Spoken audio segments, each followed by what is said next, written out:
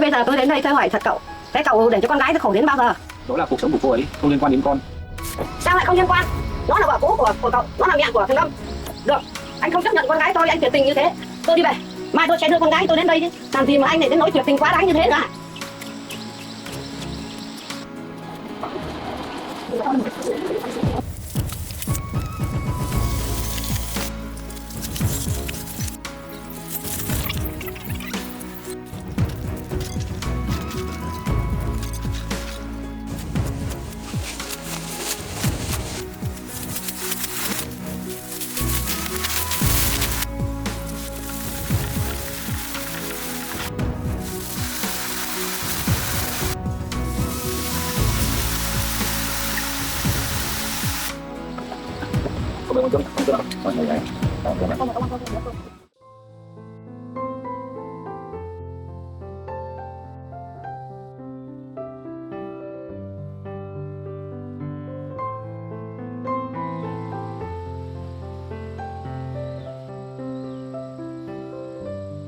Bây giờ ăn xong rồi là bố đi với con đi ra ngoài đi học thêm một tiếng Anh con. Vâng. Bây giờ nghỉ hè rồi thì học thêm tiếng Anh để mình ra đi học để phụ bỡ bận ấy. Vâng. Ông ở nhà nghỉ ngơi nhá, để con đưa Lương đi học, con đi ngoài kia đúng không? Tới đây để cháu đưa con đi học. Vâng. Điện con không? Đi vào đi. Vâng. Hôm nay để nó ngồi đi ngoài thôi. Để con vào bên nào lấy mua nhé. Con lấy sách rồi. Vâng.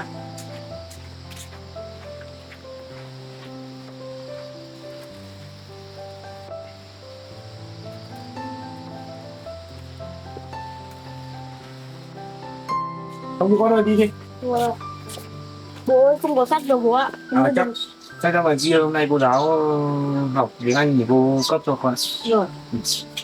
Đi với con đi. Ông ở nhà, ông nhá, con đi đây. Anh chào ông ạ. Bố cháu đi học nhá. Vâng.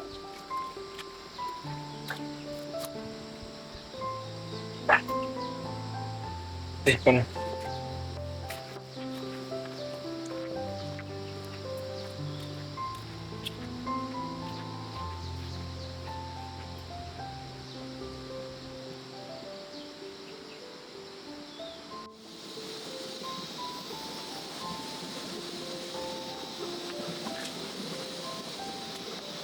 Đi cẩn thận, cái này là cái đường này mưa nhiều nó ngọc tiêu trơn lắm mà. Vâng.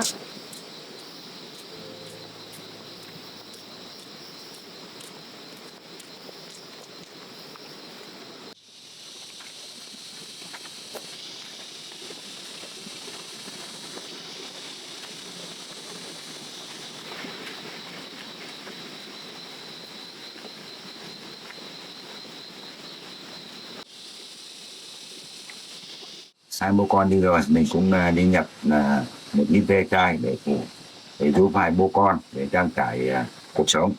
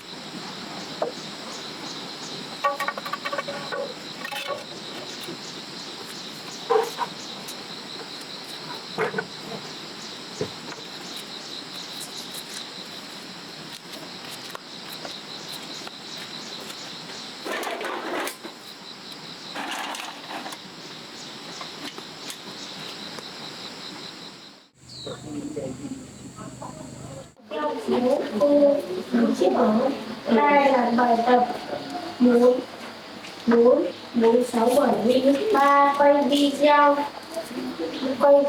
để lên đấu hoặc là mở các không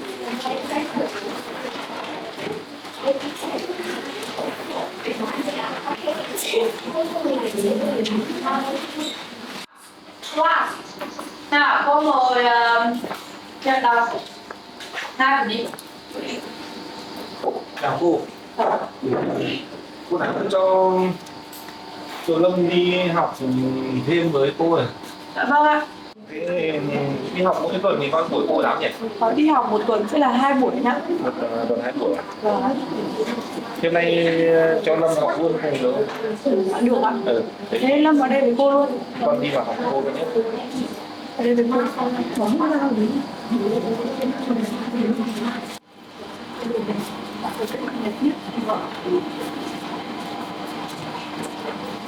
Tôi định vào cho Lâm ngồi với.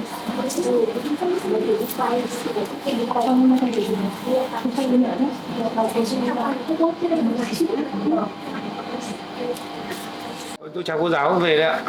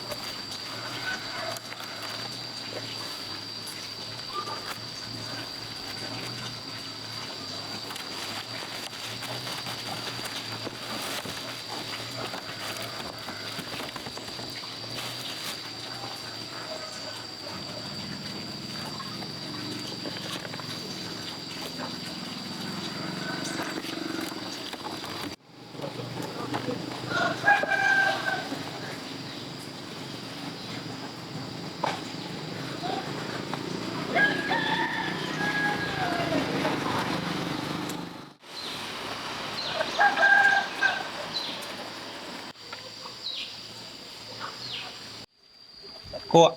Ừ. Cô bán mít à? Vâng, cô mua mít giúp cháu đi ạ. Cháu bán bao tiền một quả? Cháu quả to này bán 5.000 cô ạ. Còn cái này bé hơn này bán 5.000. Ừ.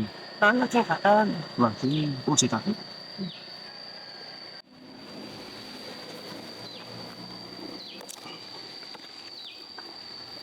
Mít này mít dai ngon lắm cô ạ. Ừ. Có cái ít quả ngon đấy. Vâng. Gai mọc.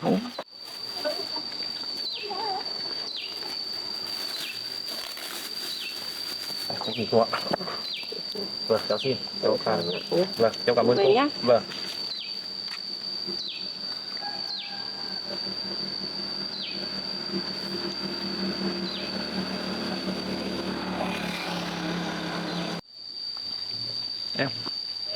Em mua mít giúp anh đi.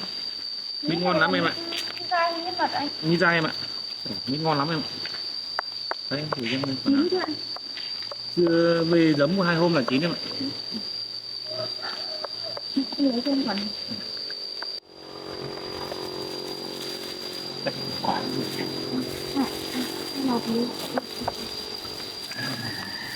lấy quả đấy cho em.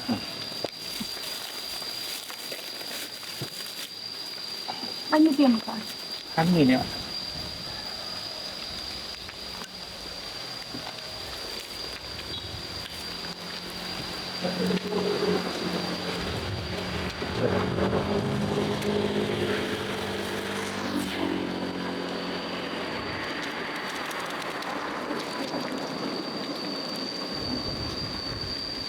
Cảm ơn ạ.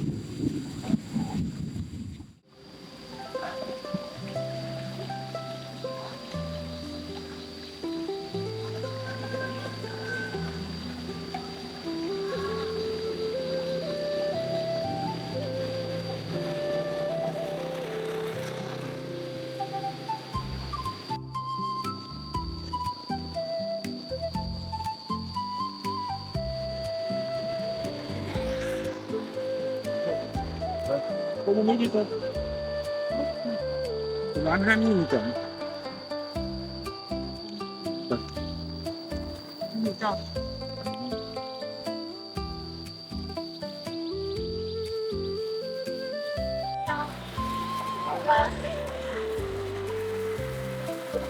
Tôi phải tiền.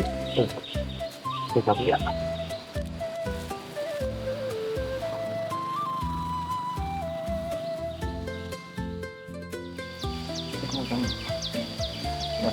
Ổn không?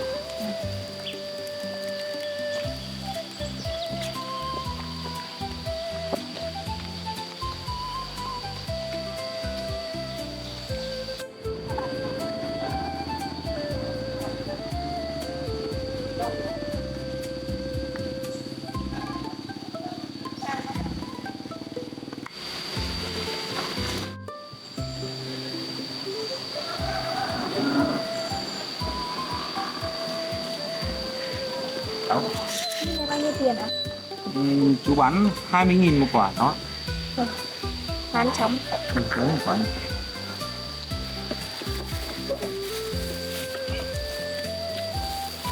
Cứ đi.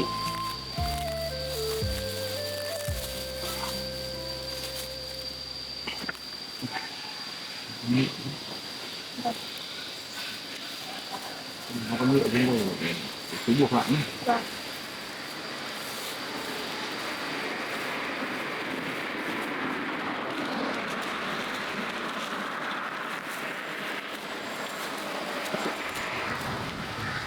Cảm ơn.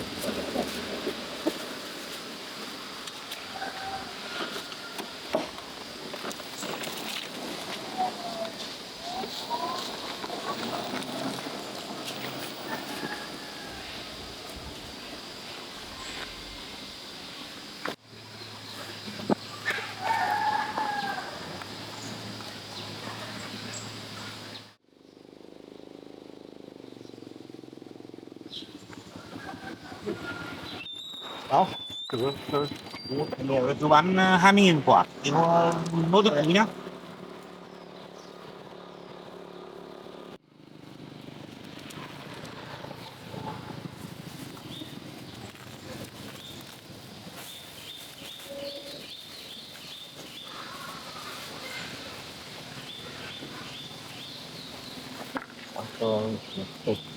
Rồi nhá. Vâng, chào.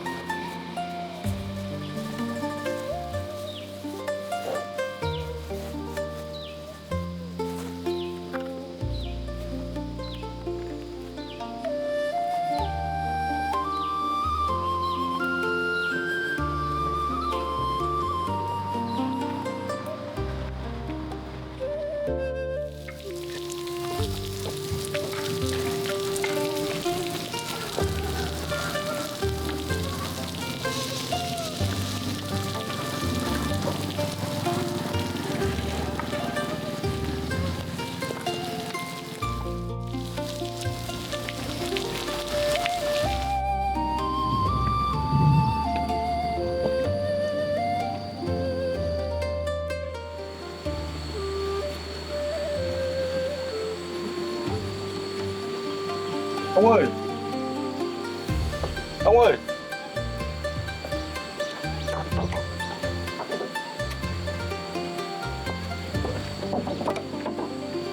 Đi đâu rồi?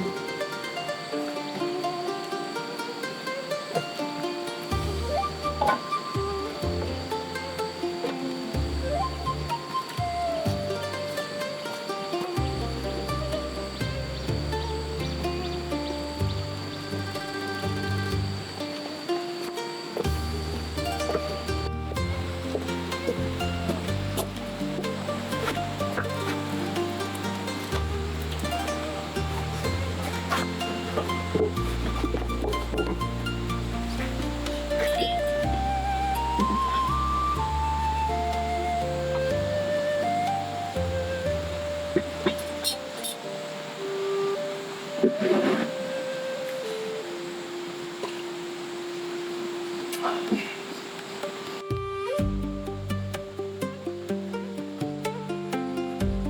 Lâm đi học, ông ở nhà một mình ăn buồn. Chắc ông đi làm cái gì, chắc một lát nữa ông về thôi. Mình chắc phải phát cỏ kia quanh nhà thì ạ. Mấy hôm nay mưa nắng thất thường nên là cỏ mọc nhiều quá, mọc nhanh đấy.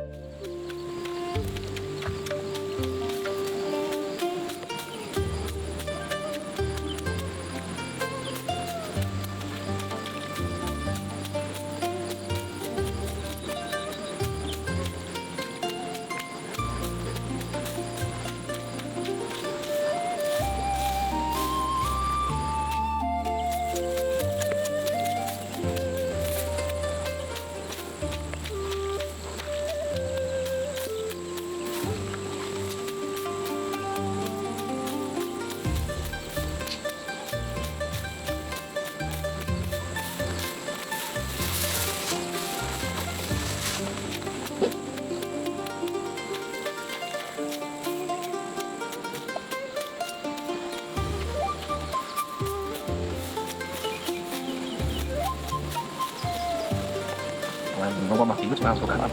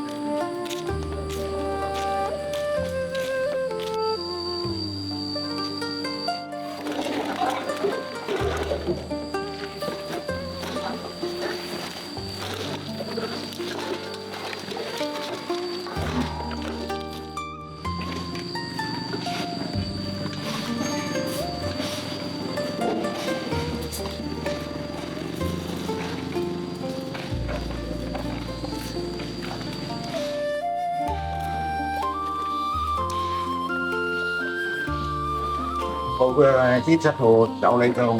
Dạ vâng, đây sôi nóng nhé.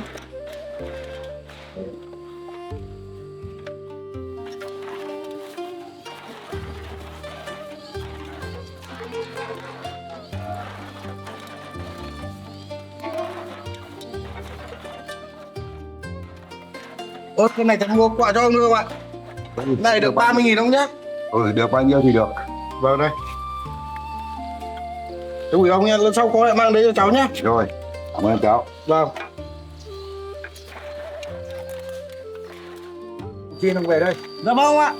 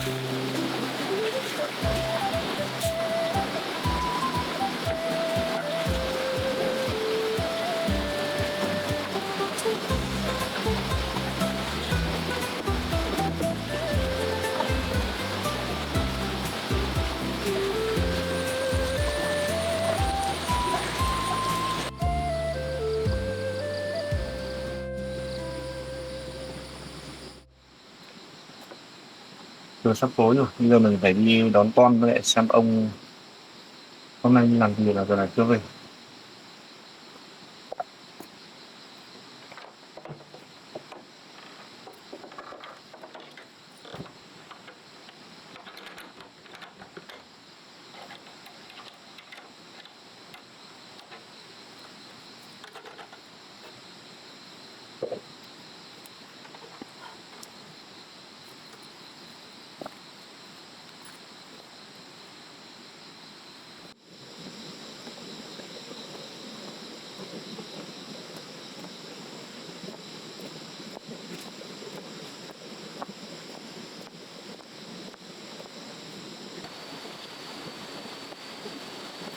Đón về nhà con, bố đang bảo đi ra đón con thôi. Bố đang bảo là đi ra lớp đón con về đến đây kìa. Ông thế hôm nay ông đi đâu mà bây giờ ông về? Lúc con đi học giờ thì con nhặt ông nhặt ê chai ở ngoài đường nên con dẫn ông về luôn ạ. Ừ. Thì ông cũng ra ngoài chia nhặt một ít ve chai để phụ giúp hai bố con để đàn hai bố con. Vâng, ông không phải đi nhặt đâu ạ, ông cứ ở nhà nghỉ ngơi thôi. Bây giờ ông con về đi về nấu cơm ăn con. Vâng. Ừ. Đi về con này.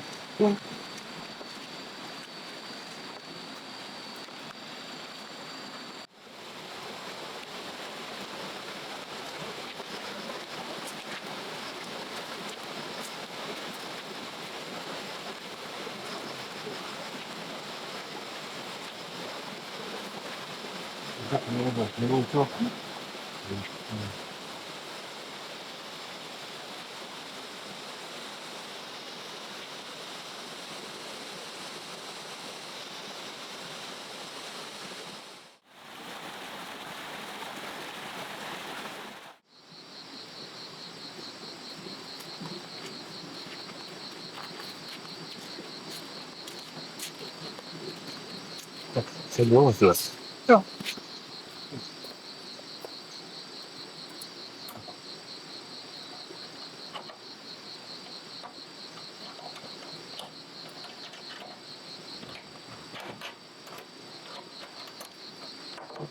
Hai cho ông cháu vào nhà nghỉ ngơi đi để bố nấu cơm nhé. Vâng.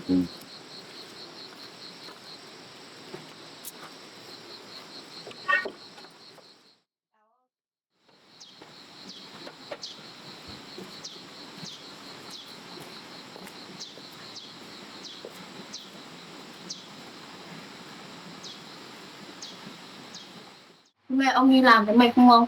Không sao đâu, cháu ạ, ông xuống ông chỉ thấy hơi mệt một tí thôi cháu ạ. Vâng. Thế ông ngồi qua cho nó mát không ạ? Ừ.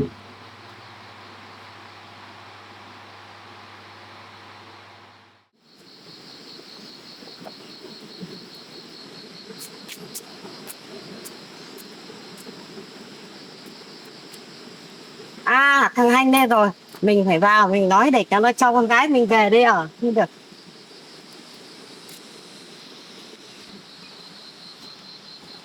Chào anh. Anh Có chào mẹ, em mời mẹ vào đây nhé ạ.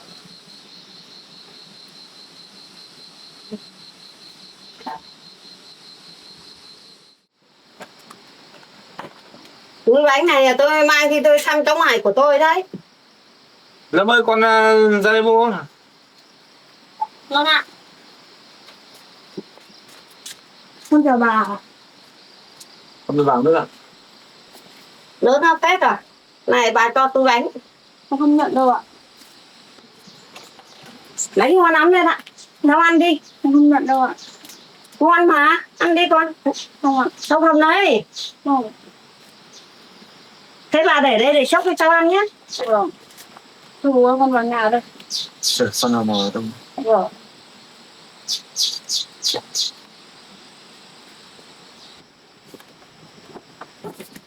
Thế bây giờ tôi đến đây tôi hỏi thật cậu. Thế cậu để cho con gái tôi khổ đến bao giờ? Đó là cuộc sống của cô ấy, không liên quan đến con. Trong lúc con đi bộ đội thì cô ấy đã đơn phương ly hôn và bán hết tài sản của con rồi. Sao lại không liên quan? Nó là vợ cũ của cậu. Nó là mẹ của thằng Lâm.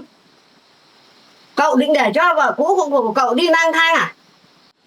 Chính cô ấy đơn phương ly hôn rồi bán hết tài sản của gia đình, rồi là xong đi lấy cậu Dũng. Triệu Lâm ở trong căn nhà đó cũng chẳng sung sướng gì. Đàn ông gì mà nhỏ nhen, chứ con gái tôi biết sai rồi. Cậu là còn cố chấp hay là cậu có người khác rồi? Không phải như mẹ nghĩ đâu, con không có người khác đâu mẹ.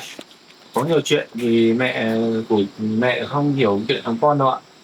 Bà nói như vậy không phải, cậu anh vừa chăm con vừa chăm tôi, ờ, mà không hề có người khác. Tôi đang nói chuyện gia đình, ông không phải xen vào. Tôi sống ở đây, tôi biết ai đúng ai sai. Bà nói như vậy là oan cho Triệu Anh lắm. Bà ngoại, bố con không có lỗi. Đây chuyện của người lớn, không phải chuyện của trẻ con. Nhưng bà đang mắng bố con không thích. Con chưa từng nói xấu Lan trước mặt Triều Lâm. Lâm lớn rồi, Lâm tự nhìn và tự hiểu. Được, anh không chấp nhận con gái tôi, anh tuyệt tình như thế. Tôi đi về, mai tôi sẽ đưa con gái tôi đến đây chứ. Làm gì mà anh này đến nỗi tuyệt tình quá đáng như thế nữa à?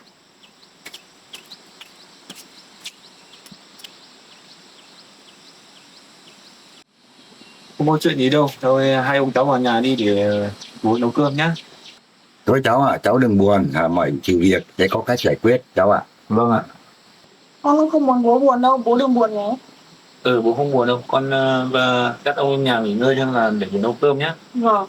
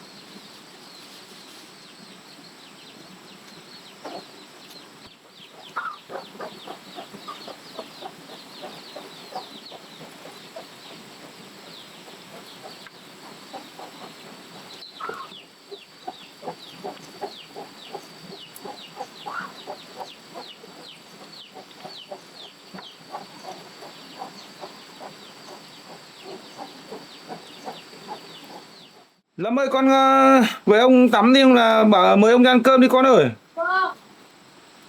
Bố nấu xong rồi.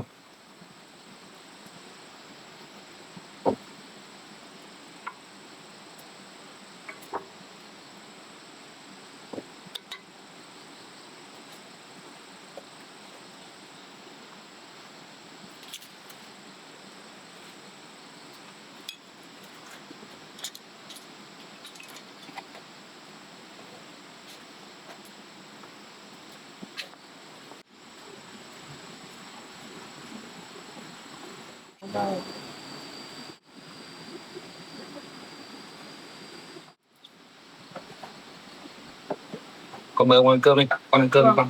Thôi này, tao ăn cơm rồi. Con mà ông ăn cơm, con muốn ăn cơm. Ăn cơm. Ăn chả luôn nữa. Được. Không ăn không? Được ăn vậy.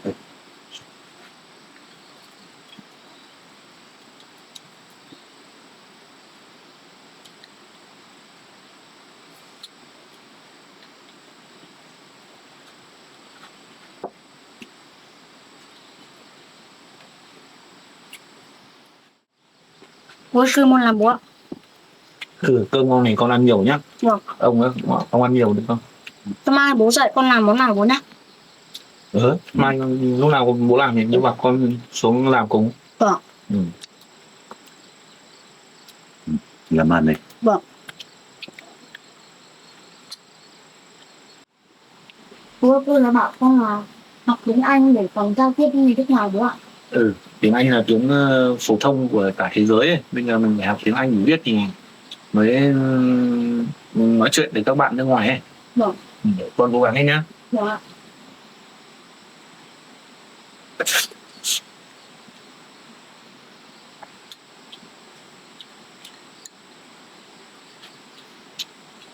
Ông ăn đi không? Con ăn Ông ăn này. Bố con nấu cơm mà ngon lắm. Vâng.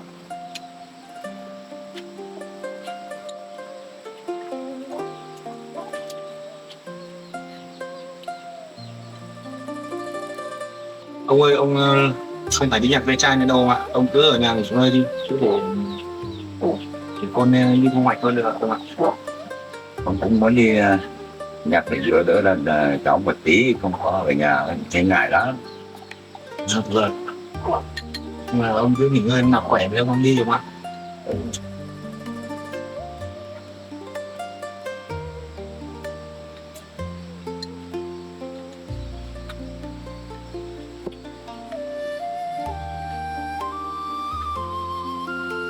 Ông ăn gì không?